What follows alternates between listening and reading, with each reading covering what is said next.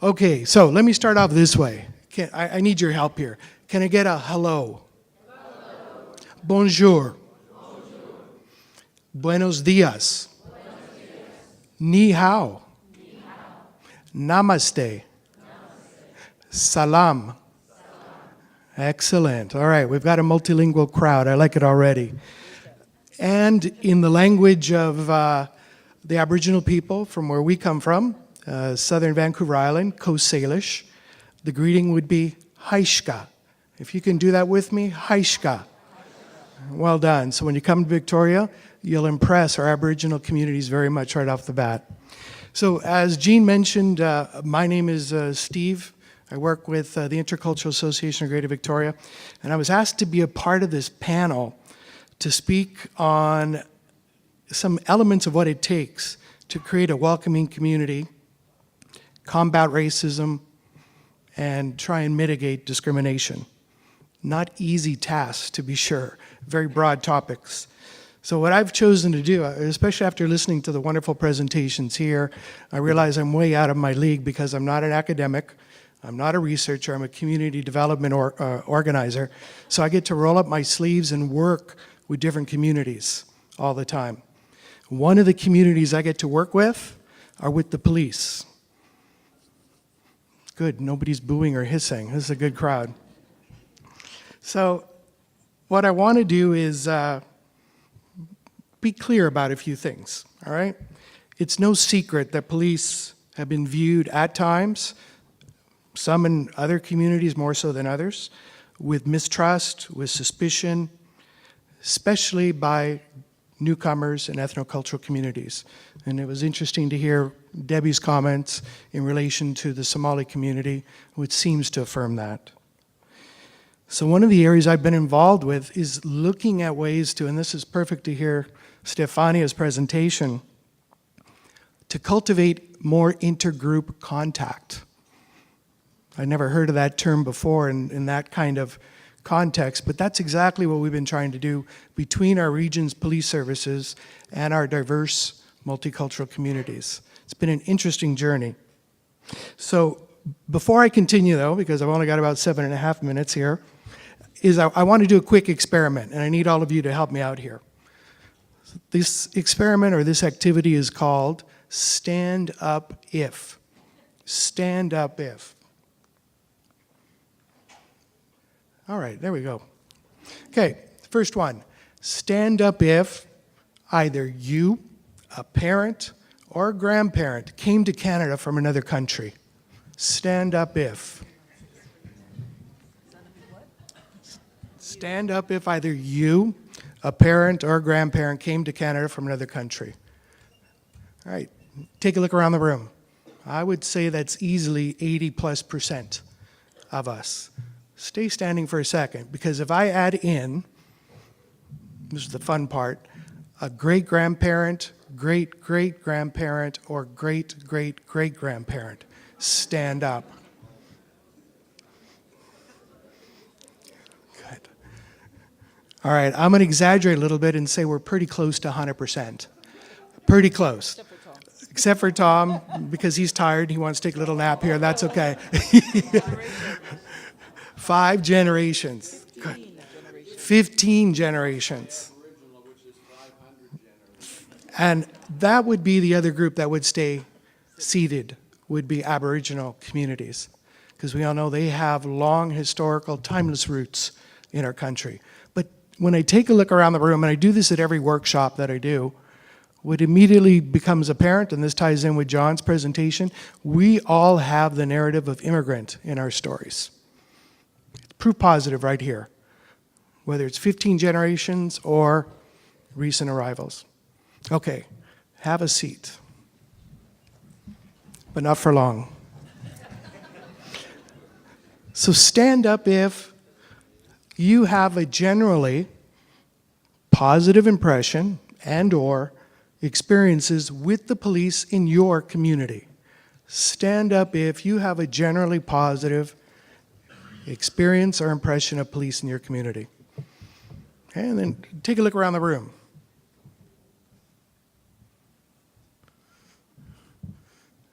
Good. I'd say maybe 80% are standing. Have a seat. This is my way to trick you into getting a little exercise before the break. All right, here's the next one. Stand up if you know someone who has had a negative experience with police because of a visible characteristic, such as their race, their color, their faith, gender, or other characteristics. Stand up if you know someone. This is not you, but you know somebody in your community.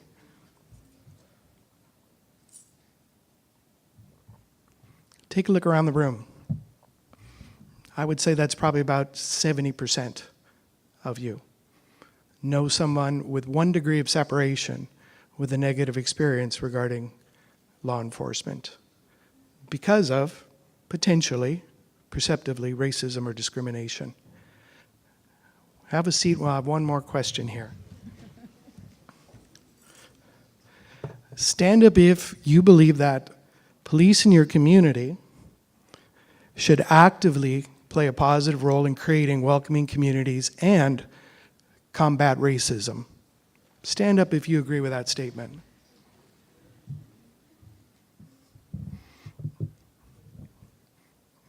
That's pretty well 100%. So these are the kinds of questions we've been asking in our community with our police. And I know you want to stay standing, but you can have a seat now. There's no more to come.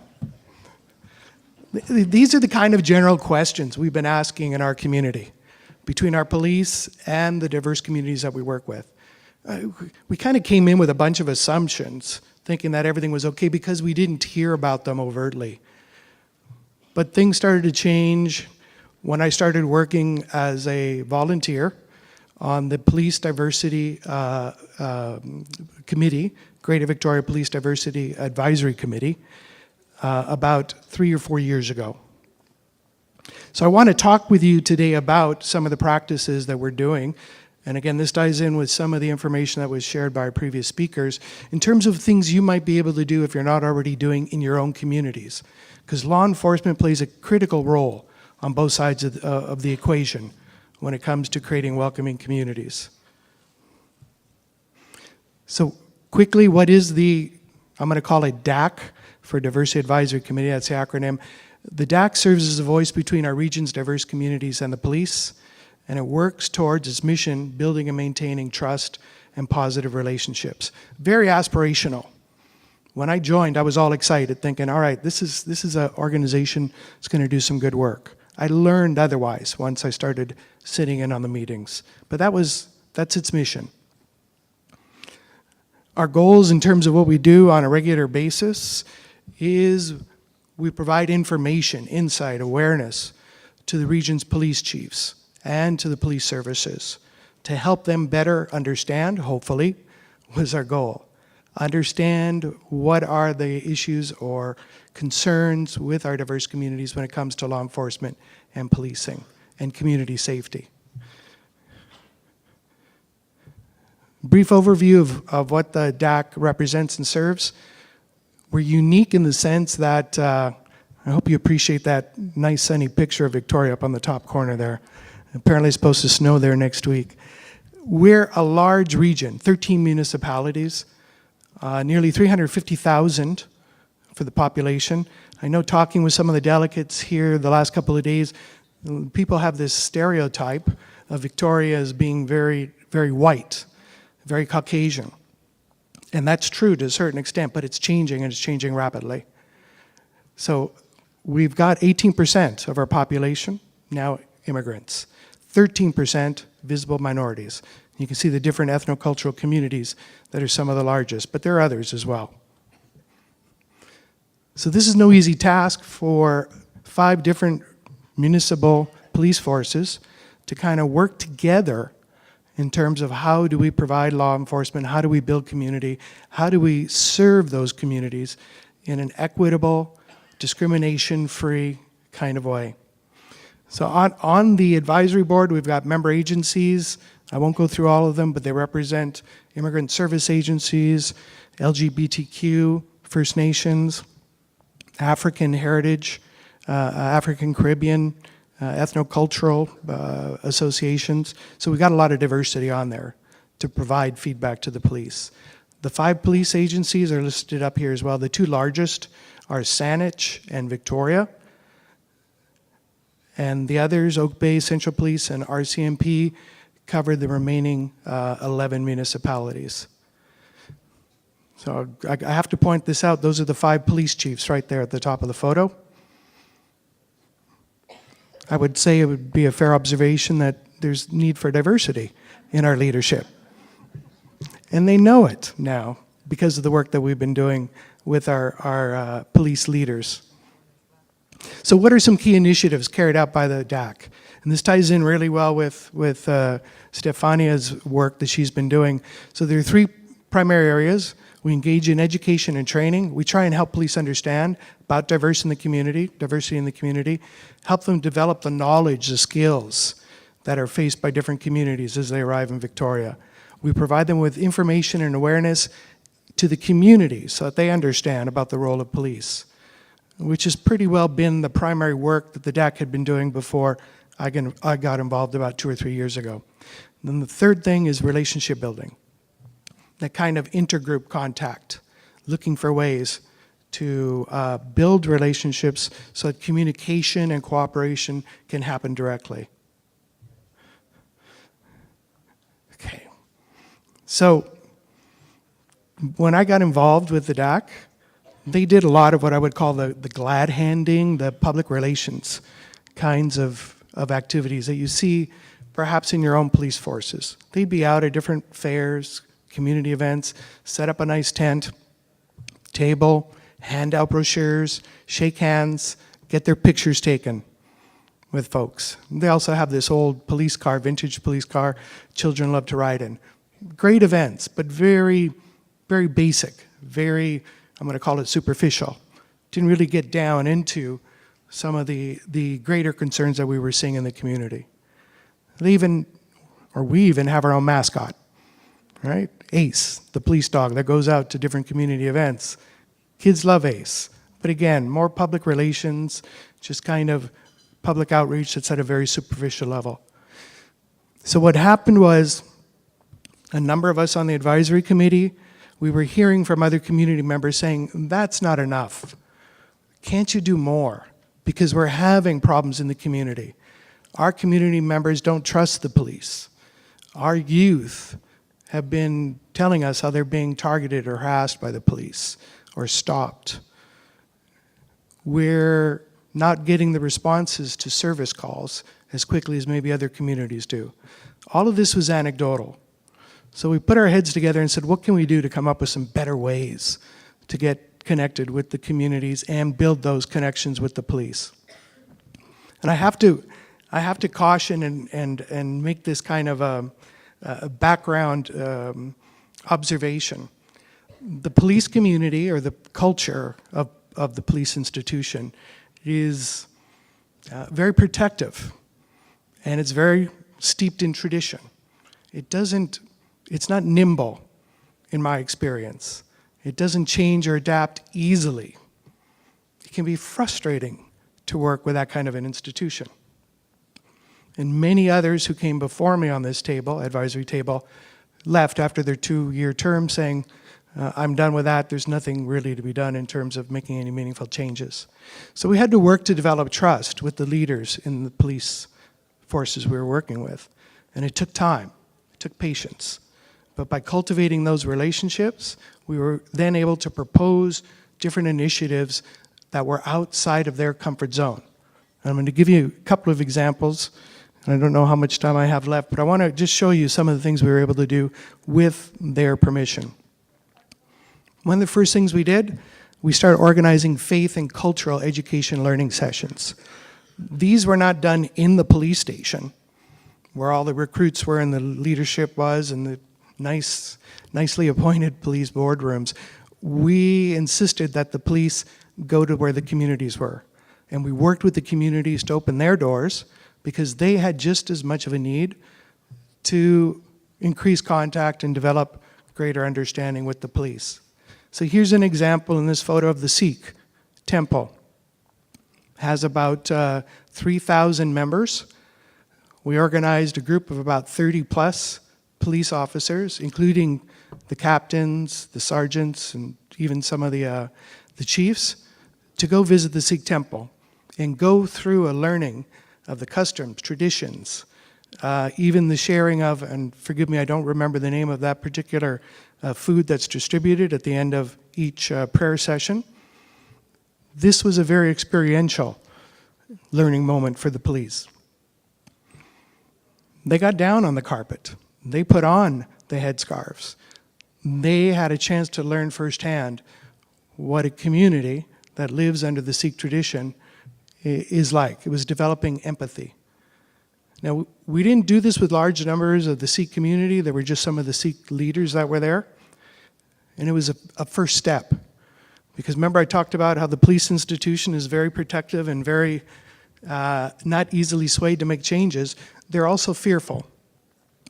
They're fearful of not wanting to put themselves up front and open to potential criticism in front of large groups. So one of their concerns was that we don't want to go en masse and hear potentially any negative criticisms because it's not something we're comfortable with. I get it. I don't think any of us in this room feel that way. So we were looking at kind of engaging first steps to open up and expand the comfort level of the police. So we did a series of these educational, cultural sessions with the Sikh temple, with the mosque, with the Filipino community, with the African Caribbean community as well. And then you can start to see visibly the police start to relax and feel more comfortable with each one that we did. It was something that was more common and comfortable for them. So then we proposed, well, now that we've done this, why don't we do something called police community engagement dialogues? Let's hear from the community what their perceptions are about you, what they think, what their problems are. You don't have to be in the defensive. All we're inviting you to do is come and listen and learn. You don't have to agree. You don't have to make any changes. Just listen to what the community is saying. So quickly, we brought together a number of police and the different communities who hosted these newcomer community engagement dialogues. The one I'm going to highlight quickly here is the one that we organized with the mosque, local mosque. Mosque has a membership of approximately 600 members, just 3 blocks away from ICA. And it's about 2 blocks away from the Victoria Police Station. We did a quick survey of the 227 Victoria police officers. Only 3 had ever been inside the mosque. That's 2 blocks away. It's like, what? What's going on here? Even worse, I've been working with ICA for about 8 years, and up until a year and a half ago, I'd never been inside the mosque, right?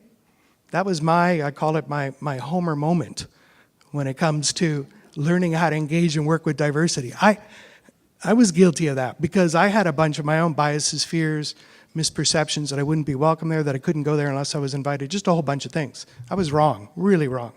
So we organized this with the help of the imam and the leadership, put together a poster, one in Arabic, one in English. Leadership helped us to do outreach to their community. We did the work with getting the police officers to come out. And the result, see in the picture there, we had 70 plus members of the mosque who attended. It was not an easy kind of event for them to go to, and they acknowledged this up front. And the onus was on us and the mosque working together to set a level of trust and comfort so people could engage in a dialogue. We had 22 police members come out as well as our community representatives, and we formed, I think most people refer to it as World Cafe tables, but we call them Global Cafe, where they sit around and they explored 3 basic questions. First question, much like we did here, how are police seen or viewed in your home country? We intentionally and explicitly told the police, we don't want you engaging or talking, keep it to a minimum. We want you listening. Try some real good active listening, and even better, we had the police scribe the responses. In this photo here, this is the chief of Central Saanich Police, Les Sylvan. And they literally, the police rolled up their sleeves and asked these questions and listened to the responses from the community members. Why are the views of police in their home country important? Anybody guess why that's important for policing? Because often immigrants will come with their own perceptions around policing and lack of trust. And then, understandably, they'll project that onto police here. So that we often would hear from police, well, that particular community member won't even look me in the eye, won't talk to me, or they're avoiding me. They must be doing something wrong. And we'd go, wait, are you sure? You're making an assumption. Maybe it's because they come from a country where fraud, corruption, abuse is part of the policing institution there. And by coming here, they have not yet learned that there are different ways of law enforcement or policing. So this was an eye-opener for the police. Second question then brought it into the present. What is your view of police here in Greater Victoria Region? More importantly, what experiences have you had with them? And we asked them to share the good, the bad, the ugly. And the third one was, what suggestions do you have to improve relationships and understanding between police and your community? This lasted nearly 3 hours, these sessions. We fed everybody at the end of it to bring folks together in kind of a spirit of community. Nobody left the room. The temperature in the room markedly changed from when we started to when we finished because people could feel the sense of genuine desire to listen to one another and to create contact and understanding between the different groups. I'm going to show you this real quick because we're way over time. We did a survey, all right? And again, not academic or not research, but we wanted to get some feedback other than our own anecdotal observations. So all the red and yellows are I agrees. And this is what the community told us. I learned more about police services and what they do in our community. I learned the police want to better understand more about our diverse communities. The third one, I felt comfortable sharing my opinions and experiences with police, which many of them did not think would be a part of the experience. In the very middle one, I felt the police listened to my views and those of the community members. All of this has created a repository of goodwill, of desire to work together. Finally, we put together their list of suggestions on what they wanted the police to do to improve relationships. And I've just put some of them up here. But they were very practical, straightforward, easily implementable ideas that we hadn't been doing, nor had the police thought about doing this. One was increase police awareness and knowledge about the Muslim faith by having the police come on a regular basis to take classes or courses at the mosque. And the mosque offered to provide these classes for free. We've already done 2 of these sessions. The other one was, don't go to the mosque just because of a business or a police matter. Go there on a drop-in basis to visit and socialize. Make it the new normal in terms of why you engage with the community, not because you have to or there's a crisis, but because you have a desire to deepen the friendship and create a stronger network and a bridge and a connection. Third one was do more outreach directly with Muslim youth and women to better learn about and understand concerns of that particular subgroup within the community. Okay, this is it. This is my last slide. So follow-up report and recommendations that we've now shared with the chiefs, and they're implementing this little by little. They've now organized and host police station tours and open houses, not just for the Muslim community, but for all immigrant groups, any that make a request. They organize and deliver police and crime prevention information sessions, not just in the normal public spaces, but they're actually going out to the temples, the mosques, the community associations, into their backyard, in their home, so to speak, to be able to work with them and share information. Also an important one, it's not a very diverse police force, but it's changing, as you saw from that earlier slide. They're now starting to reach out to and recruit members from diverse communities to be police volunteers, reservists, and regular officers. It's a slow uptake, but it started with their deep awareness that this needs to change, and they can start by working with the community partners. And the final one is the need to continue these dialogues on a regular basis. We've only done this for a little over 1 year with 5 different groups, and the overwhelming suggestion and request is that we keep this up on a regular, ongoing basis. So I'm going to, and the last one, provide diversity, anti-bias education, training, and information to the police members. So I'm going to leave it there. I know I've gone over my time, but I hope there's some takeaways in terms of what you can do if you're not already doing this in your communities to build relationships between police and diverse communities. Thank you very much.